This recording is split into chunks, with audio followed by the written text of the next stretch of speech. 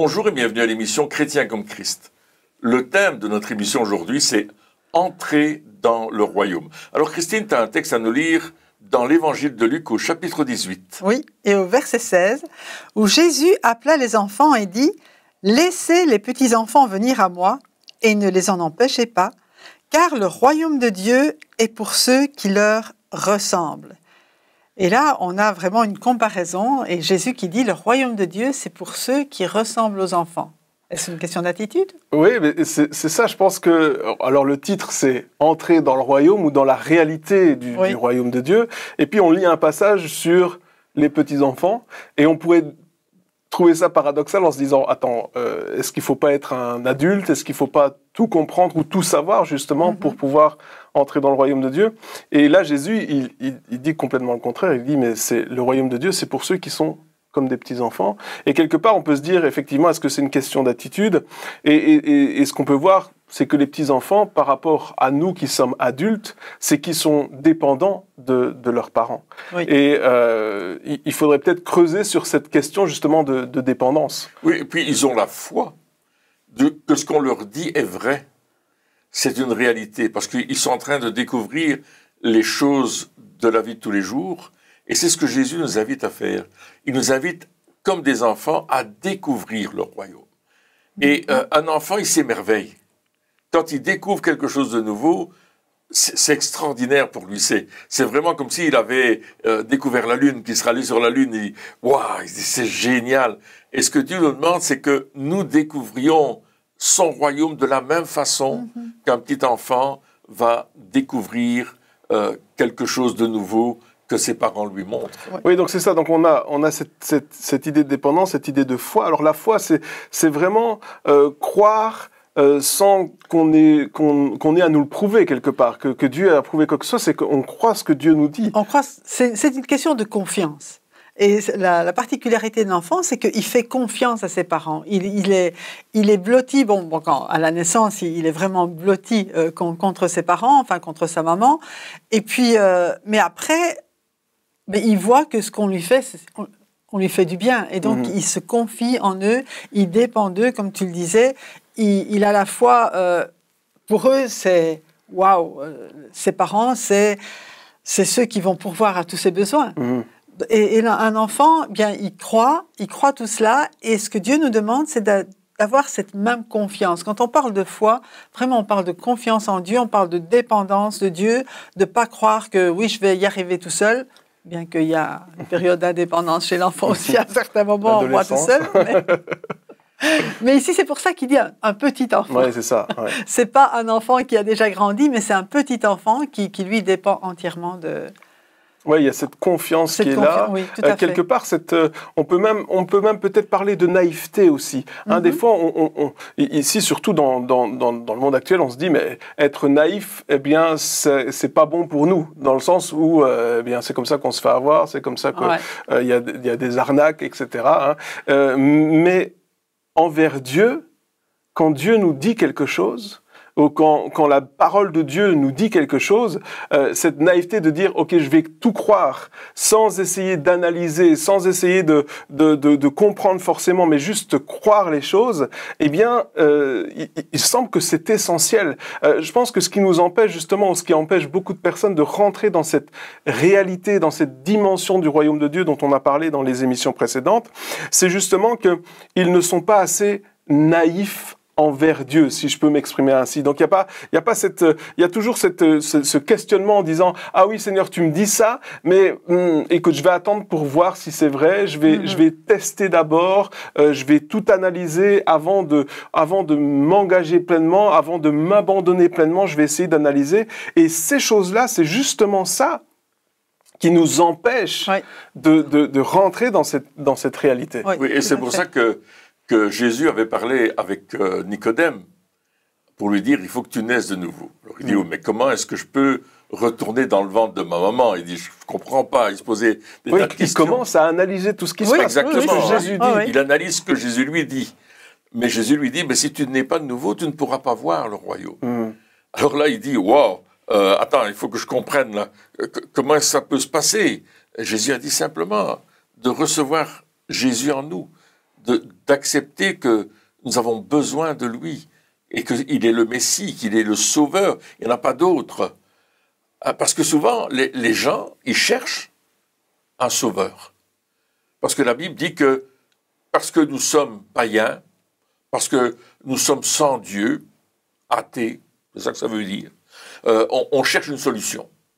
Et le monde, il cherche une solution, il essaye de trouver des solutions et il va chercher vers un tas d'idoles, un tas de religions, un tas de pratiques. Tout ce qu'il peut trouver, il essaye de le trouver.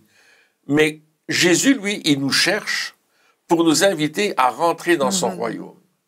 Et quand il nous parle, à ce moment-là, on s'émerveille parce qu'on se rend compte que tout le reste qu'on a cherché n'a aucune valeur par rapport à ce que lui nous donne. Et d'entrée de jeu, on dit « Waouh !» Ça, je ne m'attendais pas à ça. Oui, c'est ça. Donc, il y a ce côté, justement, du salut, où on rentre dans cette connaissance, quelque part, du royaume, où on réalise que nous sommes sauvés. Mais ensuite, il y a le plus, au fait. Et souvent, c'est là aussi que ça bloque. C'est-à-dire que beaucoup ont fait ce pas de foi, de croire ce que Dieu fait pour eux, de recevoir l'amour de Dieu, etc. Mais ensuite, quand on leur dit que nous sommes assis avec Christ dans les lieux célestes, qu'il y a une réalité du royaume de Dieu, qu'il y a cette réalité céleste, enfin toutes ces choses-là, on se dit, ok, je vais analyser, je comprends pas comment ça marche, il faut que je comprenne comment ça fonctionne si je veux vivre ces choses-là. Alors que il suffit juste de s'abandonner quelque part. Et de croire que, ok, Seigneur, tu me dis que je suis assis dans les lieux célestes, je veux pas essayer de le comprendre, je veux le vivre. Absolument. Oui, et c'est ça la différence. Rentrer dans ce que Dieu dit. Et par rapport à ce que Pierre disait aussi, c'est pas une question de mérite, c'est une question de ce que Jésus a accompli. Et là aussi intervient la dépendance. Je ne dépends pas de moi, de mes capacités, même de mes capacités intellectuelles. Je dépends de ce que Jésus a dit. Et je choisis de croire ce qu'il dit simplement et de me l'approprier. En fait, c'est ça. Je crois que c'est vrai, donc je me l'approprie et je vis en fonction de ce qu'il dit. Et pas en fonction de ce que j'essaye de grimper. Vous comprenez ? C'est pas une question d'essayer de grimper échelon par échelon, c'est une question de se laisser emporter et transporter. Oui, c'est ça, cette dépendance quelque part, je pense que c'est ce qui doit nous caractériser aussi dans le sens où lorsque nous sommes, la dépendance, ça veut dire que si Dieu ne fait rien, eh bien, on ne va nulle part. C'est ça. Lorsque on est indépendant, eh bien, on dit, écoute Seigneur, fais quelque chose, mais si tu ne le fais pas, c'est pas grave. J'ai une autre solution, j'ai mon plan B, j'ai trouvé quelque chose, et on voit ça, que ce soit dans des réunions, où on peut dire, Seigneur agit, et puis s'il agit pas, c'est pas grave, on a un programme, on a quelque chose qui, au cas où ça marche pas, c'est pas grave, on a quelque chose. Pareil pour nos temps de prière, des fois on est là en disant, mais Seigneur, révèle-toi à moi, mais si tu le fais pas, c'est pas grave, j'ai un petit programme dans mon temps de prière aussi, je peux faire mes choses sans toi, que tu sois là ou pas, c'est pas, quelque part, c'est pas important. Alors, bien sûr, c'est inconsciemment, c'est pas quelque chose qu'on veut, mais c'est quelque chose qu'on développe sans le savoir, sans s'en rendre compte. Alors que si on est dépendant, eh bien, on est dépendant, ça veut dire, Seigneur, si tu viens pas, je vais rester là jusqu'au moment où tu viens, parce que je m'attends à toi et rien qu'à toi. Et si par exemple, je veux rentrer dans cette réalité du royaume, c'est juste, comme tu dis, c'est lui qui nous attire, donc ça dépend plus de moi. Moi, je suis là et je suis dépendant. Et Dieu, lorsqu'il voit cette attitude de dépendance, il aime ça. Il aime cette attitude où tu dis, ok, il y a que toi qui peux faire ce que tu peux faire. Et moi, je ne vais pas essayer de le faire à ta place, Seigneur. Je vais juste te laisser faire toi. Et moi, je vais juste être dépendant. Je me souviens de personnes qui parlaient de réunions de prière. Et ils disaient, ou même une réunion normale, et ils disaient que ils étaient allés visiter une assemblée, et puis ils arrivent là-bas et tout le monde est assis. Et ils font rien. Ils étaient juste assis. Et là, il regarde, il attend, il dit peut-être qu'on attend les retardataires avant de commencer la réunion, etc. Et puis tout le monde était assis en prière, mais il n'y avait personne qui prenait la direction de la réunion, il n'y avait pas de chant de louange, il n'y avait rien du tout, juste les gens étaient assis sans rien faire. Puis à un certain moment, il demande à celui avec qui il était allé, qui faisait partie de l'assemblée, il dit « Enfin, qu'est-ce que vous faites ?» Mais il dit « On attend que Dieu se manifeste pour commencer. On attend que Dieu soit là et prenne le contrôle des choses qui nous inspirent avant de faire quoi que ce soit. Wow. » Ils étaient devenus complètement dépendants de Dieu. Et je pense que ça doit être aussi notre attitude comme un petit enfant qui est dépendant finalement de ses parents. Si les parents ne nourrissent pas un petit enfant, ben, il va mourir. Et c'est la même chose avec Dieu qui veut agir dans nos vies. Oui, tout à fait. Là, on parle toujours dans le cadre aussi du culte personnel. Oui, bien sûr, tout à fait. Donc ici, on est là et on attend que Dieu se manifeste. Tout en ayant aussi, il y a la parole de Dieu, on en a parlé avant, on a préparé nos cœurs. On a préparé nos cœurs, mais là, et Dieu se manifeste. Oui, et c'est ça qui est extraordinaire. C'est que Dieu, il veut se manifester. C'est pas qu'il va dire, ah ok, on va voir combien d'heures tu tiens. Non, c'est pas ça du tout. Il voit notre attitude, et une fois qu'on a cette attitude de dépendance, tac, il est là, et tout change. Tout change, oui, c'est ça. Oui, il change l'atmosphère. Il change l'atmosphère, il vient agir dans nos cœurs, il nous transforme, parce que c'est là qu'il nous transforme aussi. Lorsqu'on a cette attitude de dépendance, eh bien, on ne dépend plus de nos raisonnements, mais on laisse Dieu venir lui-même implanter en nous ses, entre guillemets, raisonnements, ses pensées.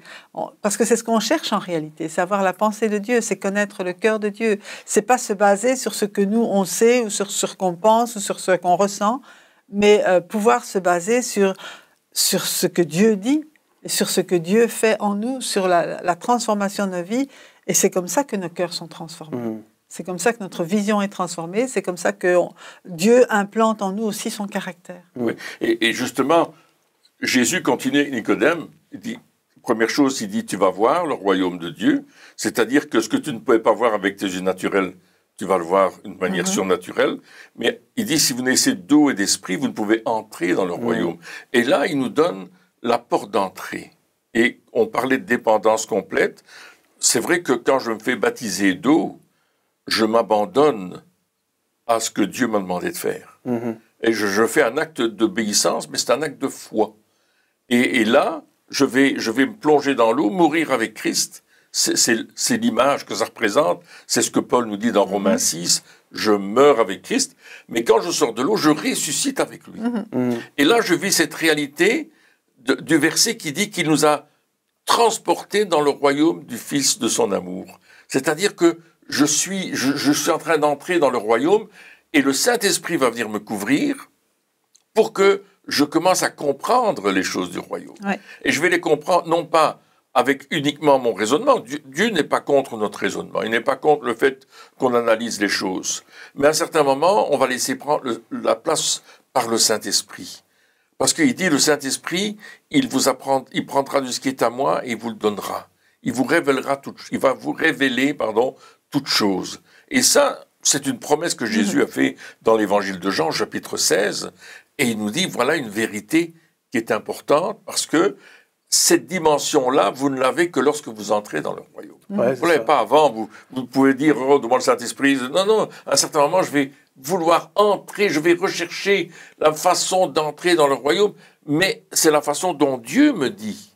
Oui, c'est ça. Et je suis dépendant de ce que le Saint-Esprit va me montrer. Exactement. Moi, je ne sais pas comment faire. C'est ça aussi qui est extraordinaire avec ce royaume, cette réalité du royaume de Dieu. Je sais que certains rentrent d'une façon, certains rentrent d'une autre façon. Enfin, je veux dire, mais à chaque fois, c'est le Saint-Esprit qui nous emmène, qui va nous montrer, qui va nous emmener, qui va nous faire réaliser les choses.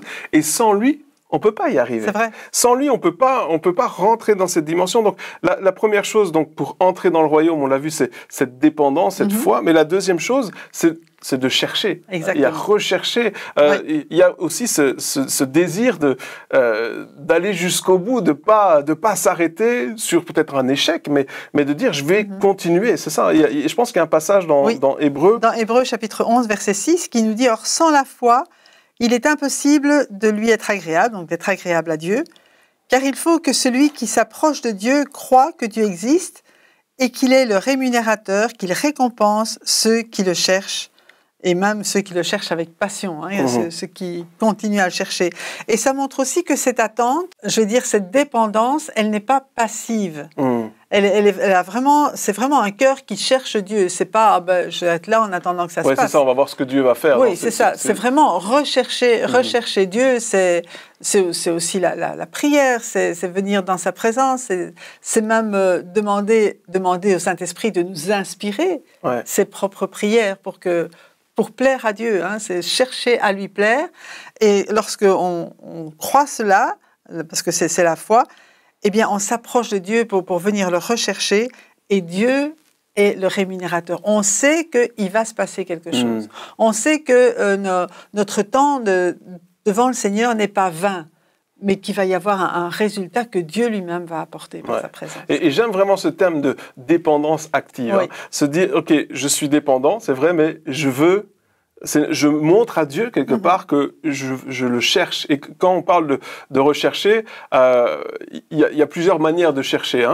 Si on perd quelque chose, on peut chercher en allant dans la pièce, on regarde autour, on reste à un endroit, et puis on le trouve pas et on s'en va. C'est dire mais j'ai cherché. Ça c'est pas chercher. C'est juste regarder 2 secondes. C'est pas la même chose. Chercher, c'est vraiment être actif. Je me souviens que tu avais perdu tes clés une fois. Et donc vous avez cherché dans toute la maison. Et pour finir, elles étaient où? Elles étaient dans la voiture.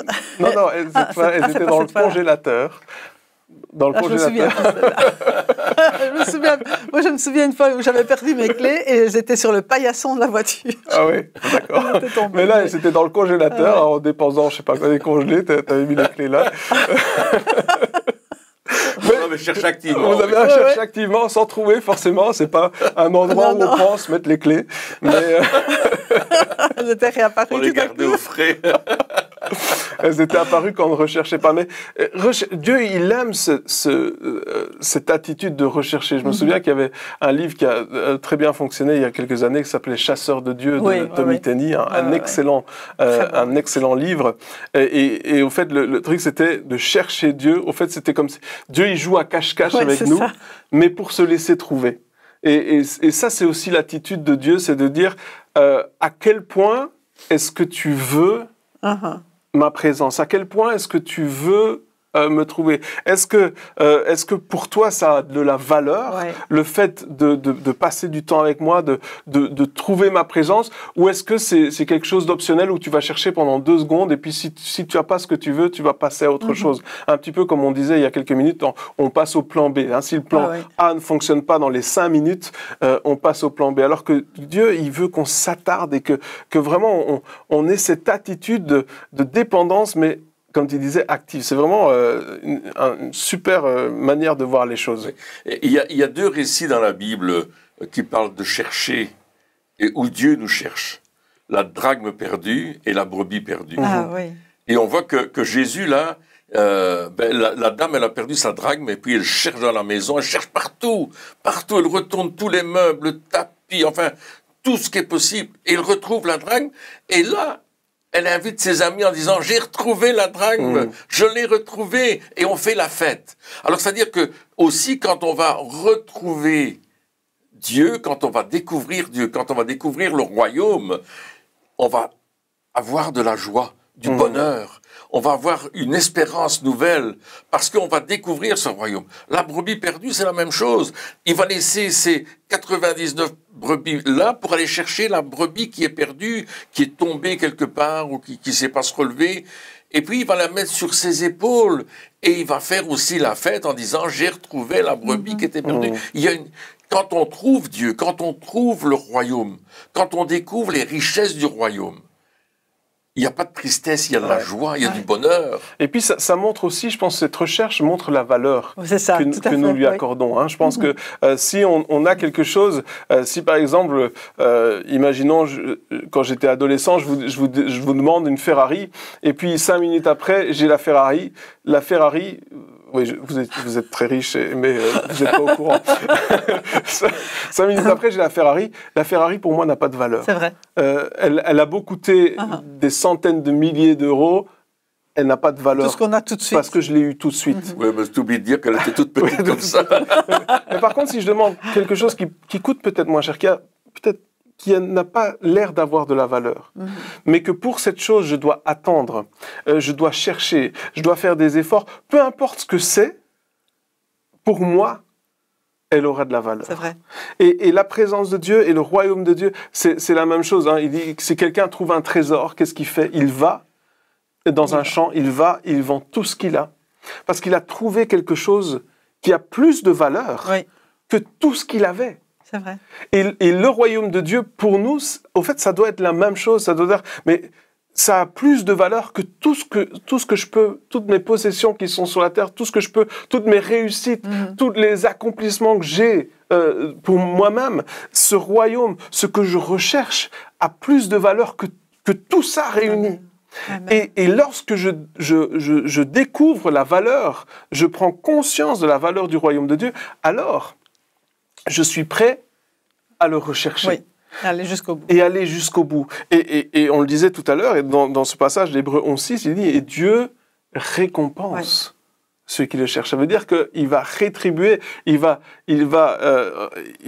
donner quelque chose à ceux qui... Donc, ce sera jamais... On ne cherche jamais le royaume de Dieu en vain. Oui. Et à un certain moment, on va trouver. Et le mot récompense, dans le grec, c'est un mot qui est associé à donner un salaire. Ouais, c'est une rétribution. Une rétribution. Rémunération. Et d'ailleurs, il y a Matthieu 6,33 qui dit « Cherchez premièrement la justice et le royaume de Dieu et toutes choses vous seront données par-dessus. Ouais. On va chercher le royaume, on va chercher de vivre le royaume, on va chercher de le mettre en pratique et ça va être la première chose à faire. Chercher le royaume. Ouais. Il chercher premièrement le royaume et sa justice.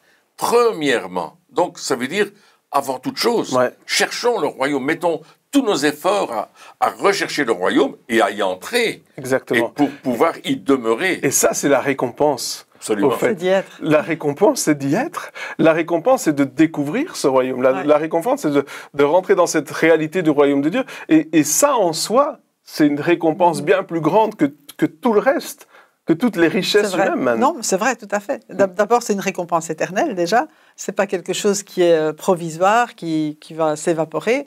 C'est vraiment le fondement de la vie, de la vraie vie, la vie en abondance et de la vie éternelle et de la vie avec Dieu.